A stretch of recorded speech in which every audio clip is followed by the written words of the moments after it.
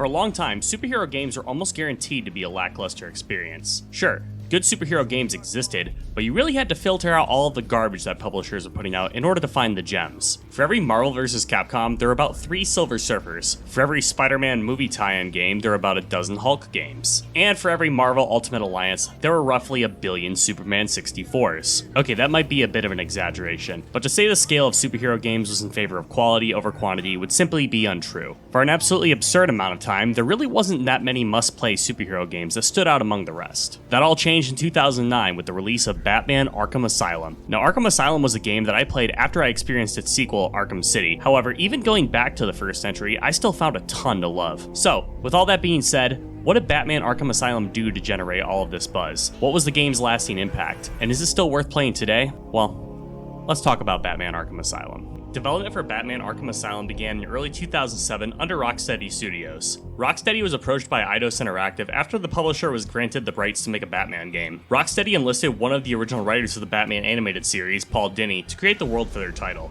Dini was intrigued at the prospect of creating a wholly new story that wasn't a straight adaptation, and took heavy inspiration from popular Batman literature, most notably being Batman, The Killing Joke, and Arkham Asylum, A Serious Home on Serious Earth, in regards to its art style, character design, and world building. Additional influences were taken from games such as BioShock for its storytelling, The Legend of Zelda for its usage of items as a form of progression, and Metroid for its level design. A little bit of a fun fact in regards to cut content, but originally Mr. Freeze had some sort of involvement in the main story, as well as there were plans to have a fully playable Batmobile and Batwing. However, those ideas would be held off for later entries in the series. Other than that, Arkham Asylum's development was overall pretty smooth.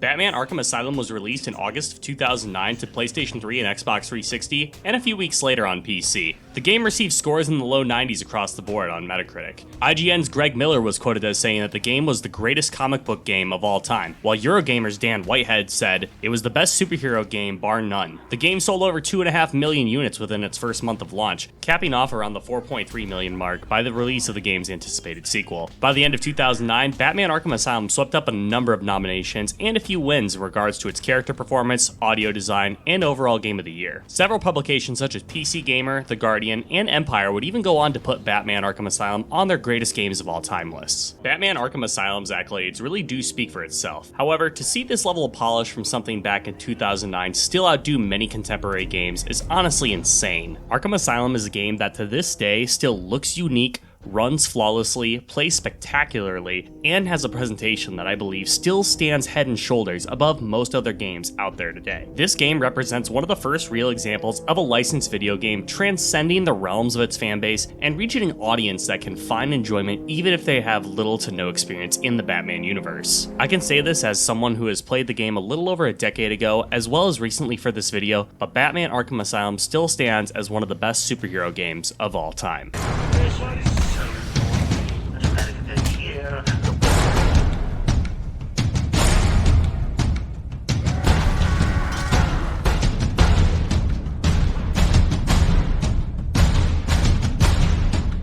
The first thing that will be immediately evident when diving into anything in the Batman mythos is its tone. After all, this is the series that ranges from this.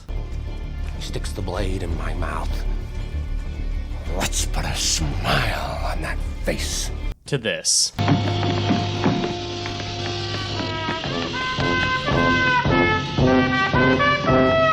Arkham Asylum has its roots ingrained in the animated series. However, this game provides a much darker tone than its cartoon influence. The game plays on themes such as isolation and psychological horror that outside of the comics are very seldomly seen in the franchise. Yeah, there are some downright creepy moments in this game, such as interactions with characters such as Scarecrow and Zsasz. That's not to say that there aren't any typical comic book tropes you'd come to expect from Batman. Just look at the elaborate ways that hostages are being threatened throughout the game as an example. However, the feeling that Arkham Asylum provides is something that sways much more to the moody side of the IP. The atmosphere of Arkham Asylum is very much propelled by the game's stellar art style. Arkham Asylum's visuals are highly inspired by the Batman comics of the 80s and 90s in regards to its muted color palette, gritty and realistic character designs, and gothic architecture. The game's use of lighting and shadows do an excellent job of guiding the player to key objectives while also adding to the foreboding atmosphere. Whenever lightning strikes during a trek through one of Arkham's many twisted corridors, you get a sense of how oppressive and hopeless the atmosphere of the penitentiary actually is. Nowhere does the graphical fidelity shine more than through the animations on the characters, and while lip syncing may be a slight issue on some of the lesser important NPCs, and the ragdoll can lead to some hilarious moments, the rest of the cast is beautifully animated. From the violent thrashes of Killer Croc, to the seductive walk of Poison Ivy, to the nearly 700 different animations and sound effects on Batman's cape alone, the little touches on each of the characters really do help this game feel alive.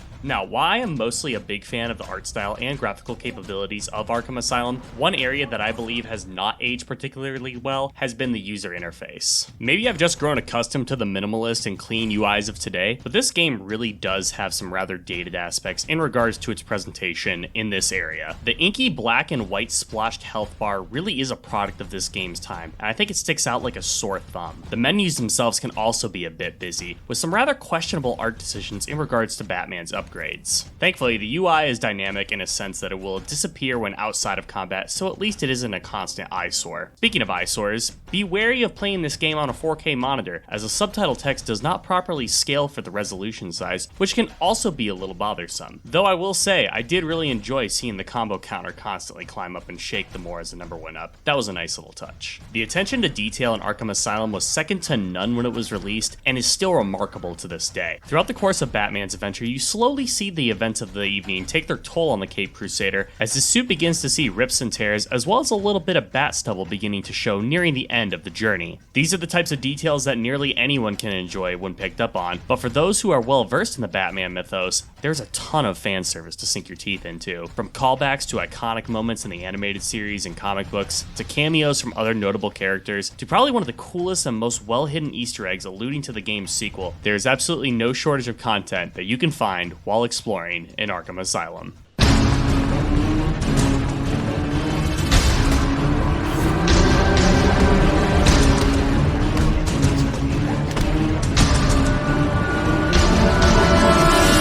Batman Arkham Asylum takes place in the institution by the same name in the midst of a prison riot caused by the Joker. This area, removed from the familiarity of Gotham and the Batcave, sees Batman in a position of vulnerability as he is isolated from those who can provide assistance, as well as locked up with several villains who want nothing more than to see the Bat dead. Arkham Asylum is both claustrophobic and expansive, as the areas have been fleshed out to feature several distinct and memorable locations, such as a medical bay, an elaborate sewer system, and a botanical garden. With such a variety of areas, a challenge that this game had to overcome was how to make them all blend together in a believable way. Thankfully, Arkham Asylum's gothic, castle-like structure provides just enough cohesion to allow these more fantastical locations fit right in with the somewhat more grounded backdrop of the prison, not unlike your standard Castlevania game. The story of Arkham Asylum begins as how many other Batman stories might end, with the Joker being placed into custody by the Caped Crusader. However, there seems to be something more to what is going on with Joker's incarceration. Shortly after arriving in Arkham Asylum, it is revealed that with the help of Harley Quinn, Joker had planned to overthrow Arkham and mass-produce a chemical called Titan in order to help him create an army of mutated henchmen. This is your standard Batman vs. Joker story that fans of the franchise have seen many times before. Now, this game's story won't leave as much of an impact as The Dark Knight, and it won't be having you do any deep character studies like the Joker. Instead, what this game provides is a story that provides a good jumping on point for those unfamiliar with Batman, and something comfortable and familiar for those already established fans. Some may call it safe, some may call it by the numbers, but I think it's incredibly accessible. A Batman story is only as good as its villains, and suffice to say, we have an absolutely star-studded cast. We have the enraged Bane acting as the muscle-bound Brute, the indiscriminate serial killer Victor Zsasz, who continually holds several of Arkham's residents hostage, the monstrous Killer Croc, who constantly hunts Batman in the sewers, the plant-controlling Poison Ivy, who essentially tears Arkham asunder at multiple points in the story, the nightmare-inducing Scarecrow, who provides some of the most out-there moments in the game, and of course Harley Quinn, acting as a continual thorn in Batman's side. None of these characters really do anything that Batman fans haven't seen before, but they do a stellar job of adapting their roles to this game. This group continually rotates as Batman's primary focus, and occasionally they interact with one another, leading to some truly great moments. While all of these villains are great to see, they all pale in comparison to the presence of Arkham Asylum's Joker.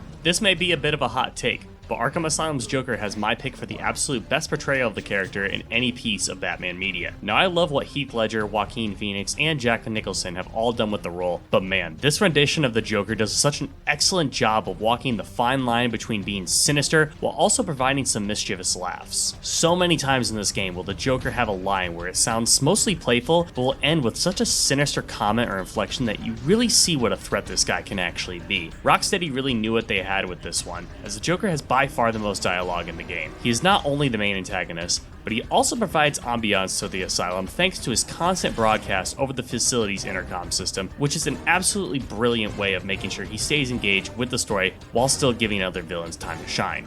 One of the most universally praised aspects of Arkham Asylum was its absolutely stellar voice acting. With the original animated series writer Paul Dini being at the helm of the story, he had connections to bring in several key voice actors from the show. The late Kevin Conroy returns as Batman, providing a stoic, no-nonsense approach to the character that actually has a normal voice, which is a nice change of pace from what we were getting from the Nolan movies at the time. Mark Hamill returns as the Joker, basically picking up exactly where the role left off in the animated series, but with the sinisterness cranked up to levels unseen before compared to his earlier work. Other standouts include Tasia Valenza and Arlene Sorkin as Poison Ivy and Harley Quinn respectively, who both do an excellent job as supporting villains. Arkham Asylum's story isn't without its problems. With an action-adventure game being only 8 to 10 hours long, there are definitely some things that are either going to get left by the wayside or aren't as fleshed out as they probably should be. Firstly, the game has a bit of a problem with its revolving door of characters. Now, some of the side villains such as Poison Ivy, Harley Quinn, and Scarecrow get a decent amount of time to shine. However, Bane, Zsasz, and Killer Croc are only encountered once or twice and are dispatched of rather unceremoniously. Arkham Asylum uses every cutscene it has to either advance the plot or change Batman's objective in some meaningful way.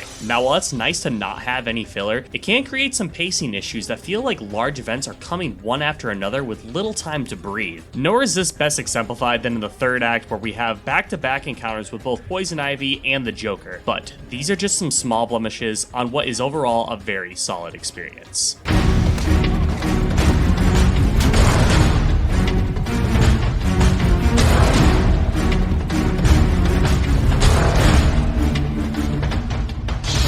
To get all games journalists for a second, this really is the first game that allowed people to actually feel like they were playing as Batman. I think one of the most unsung praises for Arkham Asylum has to do with the design around how Batman moves throughout the world. Batman has been blessed with two of the greatest things that a video game protagonist can have, a grappling hook and the ability to glide. These two factors alone give Batman plenty of options for how he wants to traverse the semi-open world. Now, there are sections of this game which do restrict these features slightly, like the underground ruin sections, and the platforming can feel a little bit awkward at times while exploring these areas. The level design in general is very Metroidvania, causing Batman to backtrack to certain areas when he has the appropriate equipment in order to progress. Batman has a host of equipment and upgrades that he can get throughout the game. Most iconically would be his Batarang, providing the Caped Crusader with a method of ranged combat. What's nice about this is that there are multiple different Batarangs that Batman can acquire through the upgrade menu that can do things such as throw multiple Batarangs at once, use a remote-controlled variant, or even one that creates a sound wave that can distract or incapacitate targeted enemies. Batman gets a number of other upgrades throughout the game, including explosive gel for breakable walls, and he even draws them in the shape of a bat like the 6-year-old he is. He also gets the Bat Claw for grabbing enemies and objects at long range, which is somehow different from his grappling hook. Special shout out goes to the Line Launcher for being able to get Batman into hard to reach spots,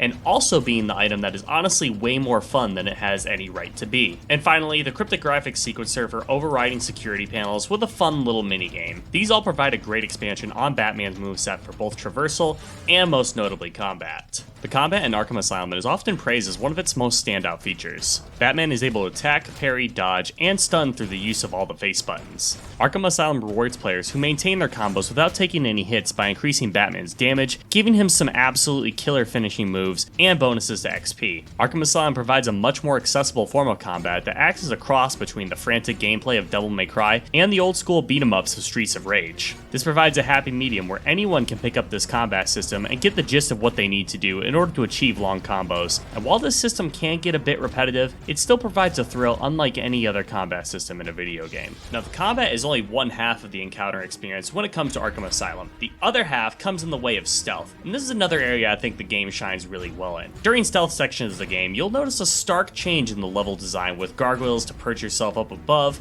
vents and floor grates space to slip away into, and typically a deterrent of some sort to encourage silent takedowns, such as allies being in a hostage situation or the enemies being of a significant level of danger. Enemies in these sections can also display some interesting AI features, such as changing patrol routes and having alarms occasionally reveal your approximate location, so enemies may try to snuff Batman out. While I do think the stealth is a little limited in some aspects, the feeling of picking off enemies one by one is an absolute highlight of the game for me nevertheless. Batman isn't just an ass-kicking crime fighter, but he's also the world's greatest detective. Arkham Asylum is really known for two things when it comes to influencing other games: its free-flow combat and stealth system, and the detective vision. The detective vision allows Batman to gain this semi-X-ray lens that will allow him to see through certain objects, pinpoint enemies and points of interest, and gather clues and collectibles in order to help him progress. Now, I like detective mode a lot. It is a very useful tool that is very fun to use in the overworld, as well as the stealth portions of the game. However, I do have a slight issue in regards to how often I tend to rely on it, and how its usage can actually take away from the game's art style. I also do think that it could be a little bit unbalanced, making some stealth encounters a complete cakewalk, while others being almost mandatory in order to have any chance of survival. Batman's combat prowess will be put to the test because there's a whole host of enemies that he must contend with in order to get through the night. We have our standard goons who rely on melee combat that can be rather easy to take down, but often swarm Batman in numbers. There are knife and electric baton wielding henchmen that first must be stunned or dodged around in order to get a proper opening. The biggest enemies to watch out for are the ones who wield guns, and these guys have the highest damage potential and incredible range. You'll encounter goons with assault rifles in stealth sections, and snipers in the overworld, and stealth is almost a necessity to overcome them.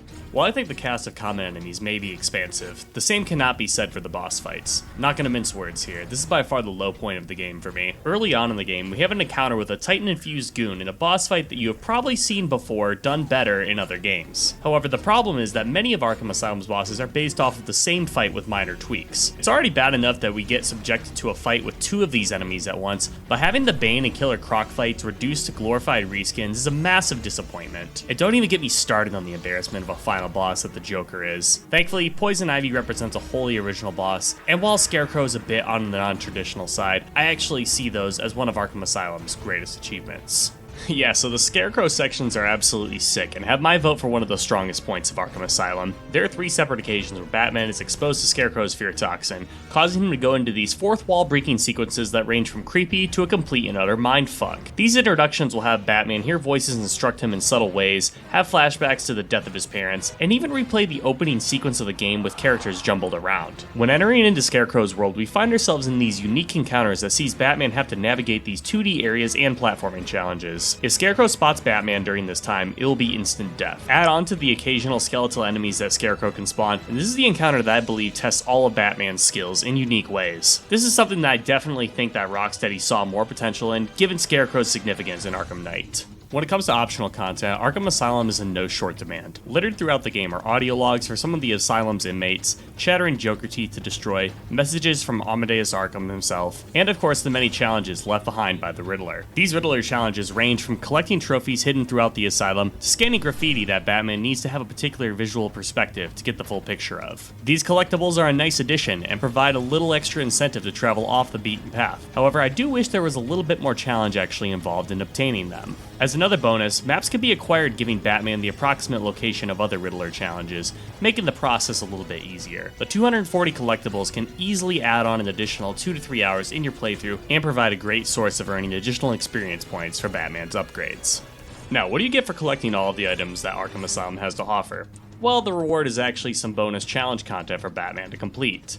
These are essentially the same exact combat and stealth encounters from your story playthrough, but with some additional score and objective challenges woven in. Honestly, the most notable thing about this mode is that in the PS3 version of the game, players are actually given the option to play as the Joker. Unfortunately, this DLC was never brought to PC or Xbox, so if you want to kick people in the nuts and hit the gritty as the Joker, you're gonna have to dig up an old PS3 to do so. These are just sort of alright. I didn't really get too much enjoyment out of them, but it's something that can add even more content to a game that I already thought was satisfying enough. Batman Arkham Asylum is such a great game for its time, and still one I think holds up tremendously well today. It is simply amazing at the impact that the game has had on the industry for not just superhero games, but for really popularizing the combat and stealth gameplay styles and detective vision that have shown up in many other titles, such as Shadow of Mordor and Sony's Spider-Man. While there are some signs of age here and there, the experience is still an incredibly comfy ride that I think anyone who has any interest in the Batman universe should really consider giving a shot. Hell, even if you're not a fan of the Caped Crusader's endeavors, I really do think that there is enough here in this game that anyone can find some enjoyment in. During the production of Batman Arkham Asylum, there was always a sequel kept in mind. A mere 2 years later, we saw the release of the heavily anticipated Batman Arkham City. The game took the foundation laid by Asylum and turned the scale up on everything, offering more content while also expanding Batman's options in the open world. The game was a massive success, and the Arkham series was officially a thing. In 2013, the next Arkham game was headed by Warner Bros. Montreal with the release of Batman Arkham Origins, a game that was also very good, but was more or less just more of what Arkham City already had to offer. 2015 saw the series returned to Rocksteady with the release of Batman Arkham Knight, a game that had a rather messy PC launch, but was otherwise seen as the next big step in the franchise with its focus on the Batmobile. After that, Rocksteady went a little quiet, working on their next title, which for a long time was rumored to be either another Batman game based off of the Court of Owls, or the first good Superman game. Well, Rocksteady's next project is currently Suicide Squad Kill the Justice League, a game that at the time of this recording is still in development, and people are a little wary given the game's live service elements. Here's hoping that Rocksteady are able to pull this one together and strike gold again with this franchise. Well, that's all I've got for you guys today, so thank you for watching this video. What were your thoughts on Batman Arkham Asylum? Please be sure to leave your thoughts in the comment section down below, and hey, if you enjoyed today's video, maybe consider giving it a like and subscribing. Thank you guys again, and I'll catch you in the next video.